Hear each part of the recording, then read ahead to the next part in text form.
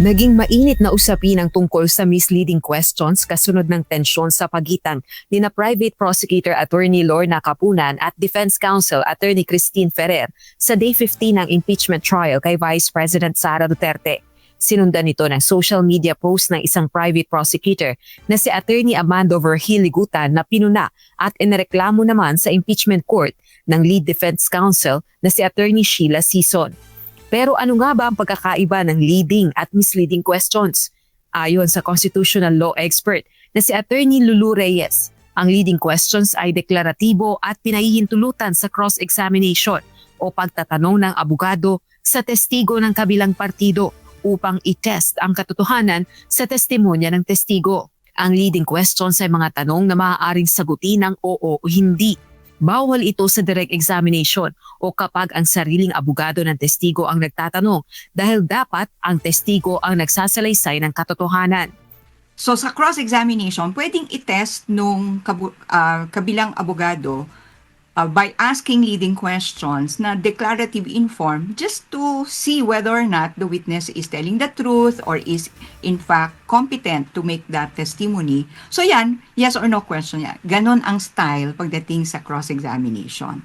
Ilan sa halimbawa ng leading questions sa isinagawang cross-examination ni Attorney Ferrer sa State Auditor ng Commission on Audit ay tungkol sa pagiging independent ng komisyon. COA should be free from political pressure. Tama? In your opinion? COA po is an independent body. Wala po. Opo, independent.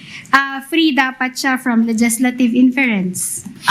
Opo, independent po ang COA. Samantala, mahigpit namang ipinagbabawal ang misleading question sa kahit anong uri ng paglilitis, cross-examination man o direct. Ayon kay Attorney Reyes, maituturing na misleading ang isang tanong kung pinipilit nito ang testigo na sumagot ng oo o hindi lamang sa isang napakakomplikadong tanong na kinakailangan ng explanation o paliwanag. Kailan natin sinasabi na misleading yung questions?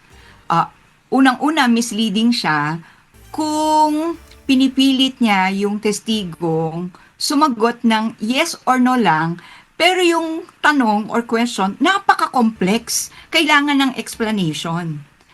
So, yan, nangyayari yan, nakita natin in the past during the impeachment trial.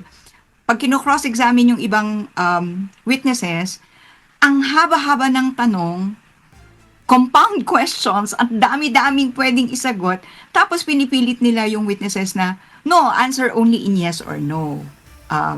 Yan, misleading yan. Isang klase pa ng misleading question, mini-misquote or tinitwist yung sinabi ng witness earlier. Halimbawa, sinabi nung witness na hindi ko po sinama yan sa aking audit review kasi hindi siya na-submit. So misleading, sasabihin hindi mo yan kasi sinama dahil ayaw mo lang na isama. So tinitwist na yung statements ng witnesses. Gate pa ng constitutional law expert, bawal ang misleading questions sa anumang paglilitis dahil binubura nito ang katotohanan. Rosalie Cozo, Mahataw sa Balita Ngayon.